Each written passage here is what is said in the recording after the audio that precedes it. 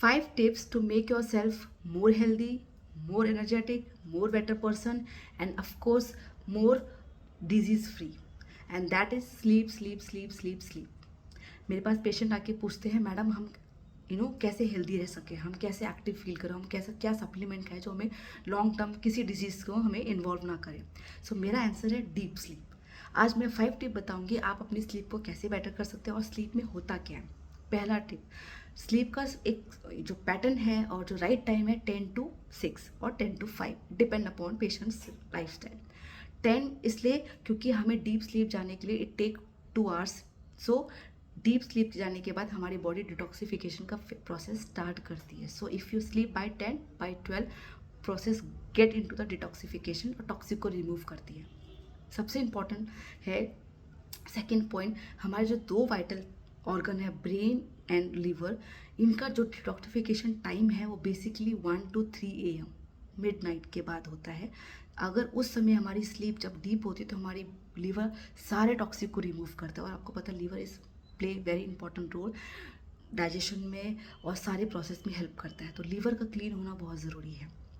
Respiratory system होता है between 3 to 5 AM, जिसमें जो सारी रेस्पिरेटरी जो सिस्टम है वो डिटॉक्स करती है.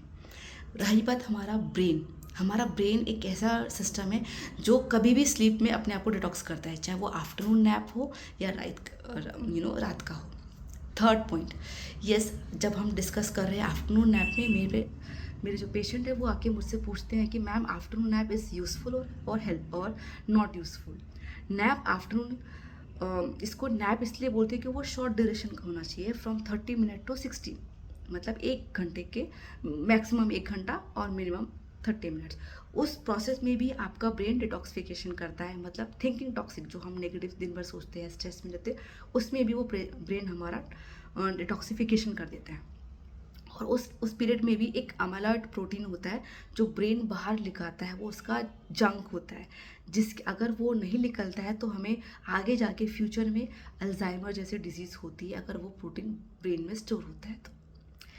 फोर्थ टिप जो बहुत इंपॉर्टेंट है कि मैम हम अपनी स्लीप को बेटर कैसे करें. हम सब कुछ फॉलो करते हैं, हम फ़ोन नहीं देखते हैं, हम गैजेट दूर रखते हैं, जो जनरली पेशेंट करते हैं.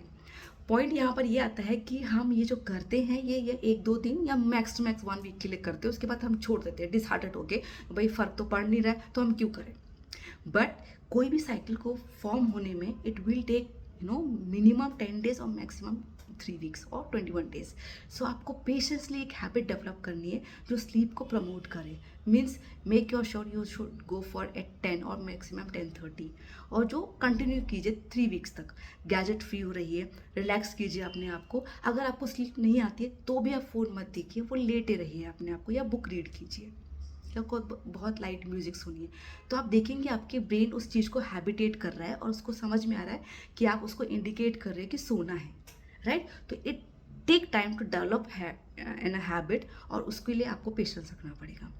5 टिप जो बहुत इंपॉर्टेंट है कि आजकल लोग स्लीप एक स्लीप मेडिसिन तो हमने सुनी हुई है, लोग स्लीप सप्लीमेंट्स भी ले रहे हैं.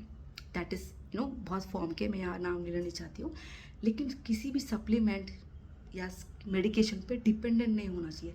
Sleep is a natural process, it should come naturally. अगर आप ले रहे हैं तो उसको धीरे धीरे टेपर ऑफ कीजिए, या लेने की सोच रहे हैं तो प्लीज़ कुछ टिप्स अप्लाई कीजिए जो मैंने डिस्कस किया आपसे. Give yourself 3 weeks, then go for any kind of supplement और ट्रीटमेंट. क्योंकि कोई भी चीज़ अगर मेडिसिन या आर्टिफिशियली आती है तो वो लॉन्ग टर्म तक सस्टेन नहीं करती है, और दूसरा करती भी है तो उसके साइड इफेक्ट होते हैं.